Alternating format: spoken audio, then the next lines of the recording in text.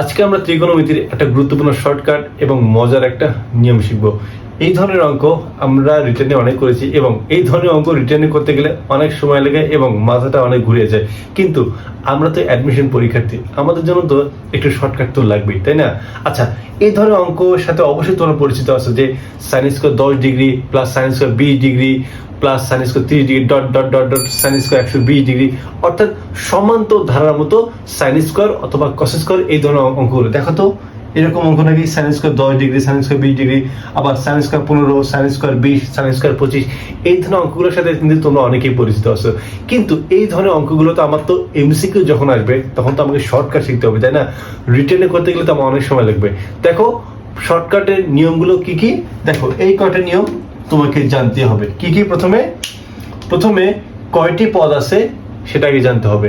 মনে করো তোমাকে একটা বিশাল বড় রাশি দিল, তো রাশি প্রথম পদ এবং শেষ পদ এবং তাদের অন্তর দেখে তুমি বুঝতে পারবে না যে ওখানে কয়টা পদ রয়েছে। এরপর পদ সংখ্যা জোড় হলে অ্যান্সার হবে n/2। আচ্ছা, আমরা যখন পদ সংখ্যা হিসাব করব, যদি টোটাল পদ সংখ্যাটা আমার জোড় আসে তাহলে যে কয়টা হবে তাকে আমরা 2 দ্বারা ভাগ করব। মনে করো আমাকে একটা রাশি দিল, রাশিটার টোটাল পদ হলো 10টি, তাহলে ওটার অ্যান্সার হবে কত? n/2 equal 10/2 equal 5। ওকে, আর ধারার মধ্যে দেখো আমার যে ধারা থাকবে এটা কিন্তু সমান্তর ধারা, এবং এর মধ্যে যদি 0 ডিগ্রি, 45 ডিগ্রি, 90 ডিগ্রি এগুলো যদি থাকে তাহলে তাদেরকে আমরা আলাদা রাখবো এবং n/2 হিসাব করার পর আমরা যোগ করে করব। অর্থাৎ যখন আমাদের সমান্তর ধারা পুরোটা আমরা হিসেব করব এবং হিসেব করার পর যখন আমাদের জোর হবে, জোর হওয়ার পর আমরা n/2 যখন করব, প্লাস যদি ওই ধারাটার মধ্যে যদি আমার 0 ডিগ্রি, 45 ডিগ্রি বা 90 ডিগ্রি এই ধরনের কিছু একটা থাকে, ওই জিনিসগুলোকে আমি আলাদা করে যোগ করব। যেমন যদি আমার থাকে সাইন স্কয়ার 0 ডিগ্রি তাহলে n/2 plus sine square 0 degree, যদি 45 ডিগ্রি থাকে তাহলে n/2 প্লাস 45 ডিগ্রি। তো এইভাবে আমি হিসেব করবো। ওকে, আমরা যখন এক্সারসাইজগুলো করব তখন বিষয়টা অনেক ক্লিয়ার হয়ে যাবে। আচ্ছা, তাহলে এই তিনটা নিয়ম বুঝতে পারছো তো? তো আমরা এখন এক্সারসাইজগুলো করি কিভাবে সলভ করতে হবে। Okay, sine square 10 degree, 20 degree, 30 degree, 80 degree. দেখো তো 10 থেকে শুরু হয়েছে, 80 শেষ, মাঝখানে পার্থক্য 10 করে। আচ্ছা, তাহলে বলতে এখানে টোটাল কয়টি পদ রয়েছে? বোঝা যাচ্ছে 10 থেকে 80, তার মানে এখানে 8টি পদ রয়েছে। তাহলে এখানে পদ সংখ্যা কি? জোড় না? আর জোড় হলে আমার অ্যান্সার কত? n/2। n এর মান কত? 8। 8/2 ইকুয়াল কত? 4। এই যে এটাই হচ্ছে অ্যান্সার। তাহলে বুঝতে পারছো, যদি জোড় হয় পদ সংখ্যা একদম n/2। আচ্ছা, এর মধ্যে কি আমার 0 ডিগ্রি আছে, 45 ডিগ্রি আছে, 90 ডিগ্রি আছে? নাই। যদি থাকতো আমি আলাদা করে যোগ করতাম।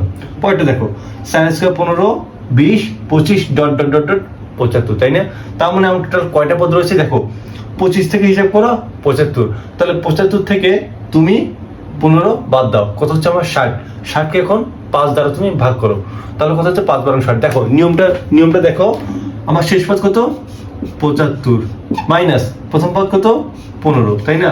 আর পার্থক্য কত? 15, 20, তার মানে কত? 5। কত হচ্ছে আমার? 12। তার মানে n এর মান হচ্ছে আমার 12। তাহলে যেহেতু আমার জোড় সংখ্যক পদ রয়েছে তাহলে আমি কি করব?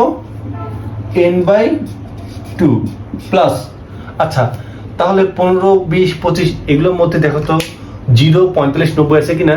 আছে, শুধুমাত্র 45 কিন্তু আছে, 0 নেই, 90 তো হবেই না, 75 পর্যন্ত। তাহলে কত? Sine square 45 degree. ওকে, তাহলে হচ্ছে n/2 মানে কি? আমার 12/2 প্লাস সাইন স্কয়ার 45 কত? সাইন 45 ডিগ্রি মানে হচ্ছে 1/√2। তাহলে 1/√2 যদি স্কয়ার করি হাফ, তাই না? তাহলে কত হচ্ছে আমার? 2 আর কত? 12 একে 13। বুঝতে পারছো? 13/2। তাহলে অ্যান্সার হচ্ছে কত? 13/2। ওকে, দেখো এটা দেখো, sign square 10, sign square 20 dot dot dot dot 90। তার মানে আমার এখানে কয়টা পদ রয়েছে? 90 মাইনাস 10 মানে শেষ পদ মাইনাস প্রথম পদ ডিভাইড বাই কত? 10। কয়টা রয়েছে আমার?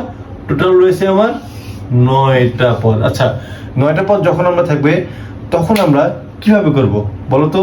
তখন আমরা করব হচ্ছে, আমার এখানে টোটাল পদ কয়টি রয়েছে? 9টি। সেই 9টির মধ্যে আমি যেগুলো জোড়গুলোকে যদি হিসাব করি তাহলে আমার জোড় কয়টা হচ্ছে? আচ্ছা, জোর হচ্ছে। আর 9টা পদের মধ্যে সাইন স্কোয়ার কি 0 আছে, 45 আছে, 90 আছে, এর মধ্যে 90টা কিন্তু আছে। তার মানে আমার 9টা পদের মধ্যে আমি 90টাকে আমি আলাদা করব। তাহলে সাইন স্কোয়ার 90 ডিগ্রিকে যখন আমি আলাদা করব, বাকি থেকে কয়টি? 8টি। তাহলে আমার কি হচ্ছে 8টি মানে কি জোর না? তার মানে n/2 plus sine square 90 degree. বুঝতে পারছো? দেখো আমার টোটাল পদ কিন্তু এখানে 9টা যখন আমি হিসাব করতেছি, এখন 9টা হিসাব করার পর আমার সাইন স্কোয়ার 90 ডিগ্রি কি আছে? তিনটার মধ্যে যে কোনো একটা আছে, তার মানে ওটাকে আমি আলাদা করতেছি। তার মানে আলাদা যখন করতেছি তাহলে আমার পদ থাকে কয়টা?